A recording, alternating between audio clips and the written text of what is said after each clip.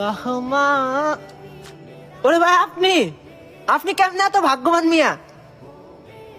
আপনি তো অনেক ভাগ্যবান। আল্লাহ অবশ্যই আপনার রহম করছে, আল্লাহর কসম। কত খারাপ ভিডিও দেখছেন এতক্ষণ, তাই না? অনেক খারাপ ভিডিও দেখছেন আপনি এতক্ষণ। আর আল্লাহর কি রহমত, আমি নবীজির কালেমা পড়বো এই ভিডিওতে, অথচ আপনার কাছে এই ভিডিওটা গেছে। তাহলে আপনি অবশ্যই ভাগ্যবান। তাহলে যেহেতু ভাগ্যবান, আসেন নবীজিকে ভালোবেসে এই কালেমার দাওয়াতটি সবার কাছে পৌঁছায় দেই।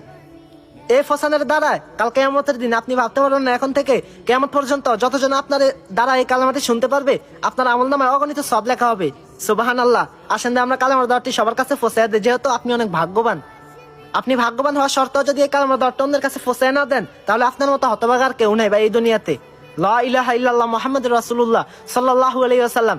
নবীজি কাল কিয়ামতের দিন আল্লাহর কাছে বলবে, আল্লাহ এই উম্মতকে ছাড়া আমি জান্নাতে তো যাব না, যাবই না আল্লাহ, কারণ আমার এই উম্মত দুনিয়াতে থেকে একটা শেয়ার দ্বারা, একটা মোবাইল টিপসে অনেক খারাপ ভিডিও দেখছে, এই সব গুনাহ আল্লাহ মাফ করে দিবে। এই কালেমাটি যদি আপনি অন্যের কাছে পৌঁছিয়ে দেন একটু কষ্ট করে, অবশ্যই কালেমাটি সবার কাছে শেয়ার করে পৌঁছিয়ে দিয়েন। আল্লাহ আপনার আমলকে কবুল করে না, কামিন। আর আমার ভাই পাগল ভাইবেন না, পাগলের মতো হয়তো বলি, আমি পাগল না। মানুষ অনেকে আমাকে পাগল বলে, আমি সারাদিন কালেমার দাওয়াত দিই দেখা।